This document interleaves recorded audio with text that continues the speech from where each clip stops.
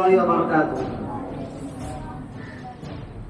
نحمده ونصلي على رسوله الكريم. أما بعد، فقد قال الله تبارك وتعالى في القرآن المجيد والفرقان الحميد: فأعوذ بالله من الشيطان الرجيم. بسم الله الرحمن الرحيم. إن الله لا يغير ما بقوم حتى يغيروا ما بأنفسهم. صدق الله العظيم. وقال النبي صلى الله عليه وسلم: حب الوطن من الإيمان، أو كما قال عليه صلى الله عليه وسلم. محبت وطن سے ہو یہی اسلام کہتا ہے. محبت وطن سے ہو یہی اسلام کہتا ہے. ہم اپنے دل کے ہر گوشے میں ہندوستان رکھتے ہیں. چلتا ہے خنجر تو چلے میری رگوں پر، چلتا ہے خنجر تو چلے میری رگوں پر. خود ہی دیکھ کے میں اپنی کبھی جھک نہیں سکتا. مٹنے کو تو یہ دنیا بھی مٹ سکتی ہے، لیکن مٹنے کو تو یہ دنیا بھی مٹ سکتی ہے، لیکن تاریخ کی آواز سے میں کبھی مٹ نہیں سکتا. جناب صدر، اساتذہ کرام اور میرے ساتھیوں، آج جس موضوع پر خطاب کرنے کا موقع ملا ہے اس کا عنوان ہے جشن آزادی. اور آج کا طالب علم حضرات، آزادی کیا ہے؟ آزادی بااختیار ہونے کو کہتے ہیں، لیکن میں یہ سمجھتا ہوں کہ آزادی احساس کا نام ہے، اور جس قوم کا احساس نہ جائے وہ وقت سے پہلے ہی مر جاتی ہے. اور افسوس کہ کچھ ایسا ہی حال جان سے پیارے ملک ہندوستان کا بھی ہے. آج یہ حقیقت ہے کہ ملک کے ہر فرد، ہر شخص، ہر عقلمند، ہوش مند، دانشمند پر آیا ہے کہ ملک کی معیشت آج کہاں کھڑی ہے. ایک طرف اقلیت کی آشیا ہے تو دوسری طرف عوام کی خفیہ ہے. یاد رکھیے، کسی بھی قوم کا روشن مستقبل اس کی نوجوان نسل ہوتی ہے.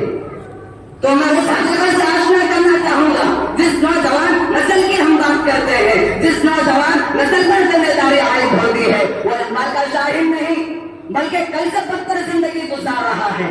حرام اس کے منہ کو لگ چکا ہے، کرپشن اس کے خون میں ریڈ وائٹ بلیک سلسی کی طرح گردش کر رہا ہے. اس کی آزادی کا یہ عالم ہے کہ ظلم و ستم کا بازار اس نے گرم کر رکھا ہے. وہ اپنی آزادی کی سارے داستان کو بھلا چکا ہے.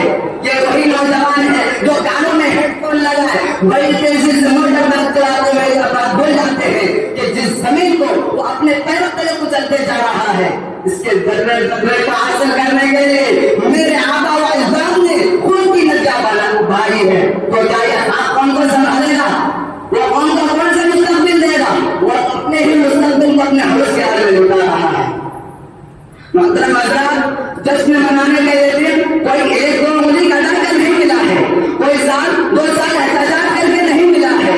اگر آپ 1857 یعنی 1850 پر سانسری تاریخ کا حساب لگائے تو 90 سال کی تاریخ جنگ آزادی اور بےشمار جانوں کا نذرانہ پیش کرنے کے بعد آزادی اور جشن کے دن میسر ہوا.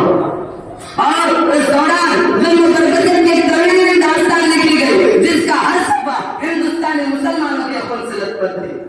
آزادی کے جذبات کے ساتھ سر پر کفن باندھے اپنے تہذیب کی بقا اور وطن عزیز کی آزادی کے خاطر انگریز فوج کے توپوں اور گولیوں کے آگے سینہ سپر ہونے میں مسلمان صف اول میں تھے.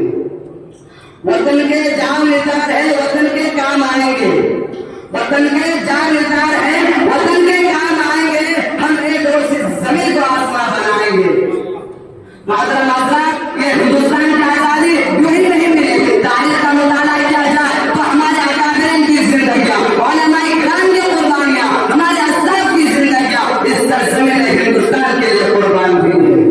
اور ان اکابرین میں سے مولانا شرافی الدین دہلوی رحمۃ اللہ علیہ، مولانا ولایت علی عظیم البادی رحمۃ اللہ علیہ، مولانا احمد اللہ مجاز رحمۃ اللہ علیہ، امام الہند مولانا ابو الکلام آزاد رحمۃ اللہ علیہ، امام شیخ الہند محمود حسن دیوبندی رحمۃ اللہ علیہ، مولانا میاں انصاری رحمۃ اللہ علیہ، مولانا عطا اللہ شاہ بخاری رحمۃ اللہ علیہ، مولانا حبیب الرحمان لدھیانوی رحمۃ اللہ علیہ، اور اسی طرح مہاتما گاندھی، ڈاکٹر بھیم راؤ امبیڈکر، جواہر لال بھگت سنگھ اور بھی کئی ہزاروں جانوں کی قربانیاں اس سرزمین ہندوستان کے لیے قربان ہوئی ہے.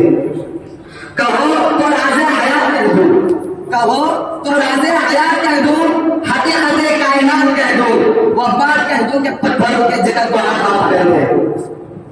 معذرت حضرت، آزادی منانے سے بڑی ضروری ہے کہ ہم آزاد ہوں۔ آزادی کا مطلب ہے کہ کسی کے تابع نہ ہونا، لیکن آج بھی ہم انہیں جاگیرداروں، انہیں لٹیروں، انہیں جابر، انہیں ظالم، انہیں بے حیث حکمرانوں کے تابع ہیں جس دیش کے کوچے کوچے میں اتنا سوارا پھرتا ہے، جہاں بھوکے ننگے بچے دانے دانے کو ترستے ہیں۔ اس لیے ضرورت ہے کہ ہم نوجوان قوم اٹھے اور قوم کو یہ پیغام سنا دے، قوم کو یہ میسج دے کہ تم زندہ ہو، ہم تمہارے خاندان کے افراد ہیں، ہم تمہارے نصرت و مدد کے لیے اپنے جان کو بھی قربان کر سکتے ہیں۔ وقت کی نزاکت کو دیکھتے ہوئے ان اشاروں کے ساتھ میں تقریر ختم کرتا ہوں کہ نفرتوں کے ساتھ بھی ہم تبسم کرتے ہیں، نفرتوں کے ساتھ